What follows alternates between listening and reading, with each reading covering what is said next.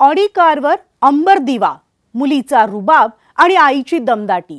तर ही ओळख आहे ट्रेनी IAS अधिकारी पूजा खेडकर आणि त्यांच्या कुटुंबियांची। अर्थात त्यामध्ये आता भर पडली आहे पूजा यांची आई मनोरमा खेडकर यांची सुद्धा।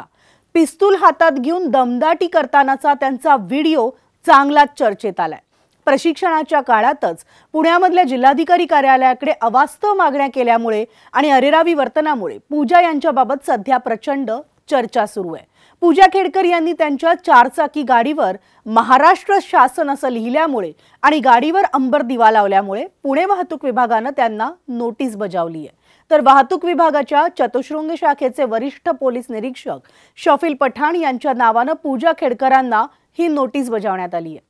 दरम्यान ऑडी गाडीवर कारवाई करण्यासाठी गेलेल्या पुणे पोलिसांवर सुद्धा पूजा खेडकरांच्या आई मनोरमा खेडकरांनी अरेरावी केल्याचं पाहायला मिळालं। आणि त्यातच आता याच मनोरमा खेडकरांचा एक जुना व्हिडिओ चांगलाच व्हायरल झालाय। तर या व्हिडिओमध्ये वादग्रस्त IAS अधिकारी पूजा खेडकर यांच्या आईकडून मुळशी तालुक्यात शेतकऱ्यांवर दादागिरी करत असल्याचं पाहायला मिळतंय। अधिकारी होण्यापूर्वीच थाटात रुबाब करणाऱ्या प्रोबेशनर IAS पूजा खेडकरांच्या आई मनोरमा खेडकर या दमदाटी करत असल्याचा व्हिडिओ सध्या प्रचंड व्हायरल झालाय। तर शेजारील जमिनीवर अतिक्रमण करण्याचा मनोरमा खेडकरांचा प्रयत्न असल्याचं या व्हिडिओत पाहायला मिळतंय।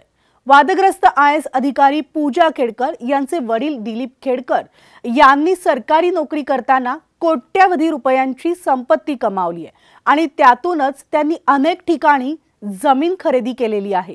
पुणे जिल्ह्यामधल्या मुळशी तालुक्यामध्ये खेडकर कुटुंबाने 25 एकर जमीन खरेदी केली आहे आणि ती करताना शेजारच्या शेतकऱ्यांच्या जमिनीवर सुद्धा त्यांनी अतिक्रमण करण्याचा प्रयत्न केला आणि या शेतकऱ्यांनी जेव्हा या गोष्टीला विरोध केला तेव्हा पूजा खेडकर यांच्या आई मनोरमा खेडकर या बाउन्सर घेऊन तिथे पोहोचल्या आणि त्यांनी हातात चक्क पिस्तूल घेऊन त्या शेतकऱ्यांना धमकावले आणि या शेतकऱ्यांनी याबाबत पुण्यामधल्या पौड पोलीस ठाण्यात तक्रार देण्याचा प्रयत्नही केला, मात्र वरून दबाव आल्यामुळे त्यांची साधी तक्रार सुद्धा नोंदवली गेली नाहीये आणि त्यामुळे या खेडकर कुटुंबावर नेमका कुणाचा वरदहस्त आहे हा प्रश्न उपस्थित होतोय।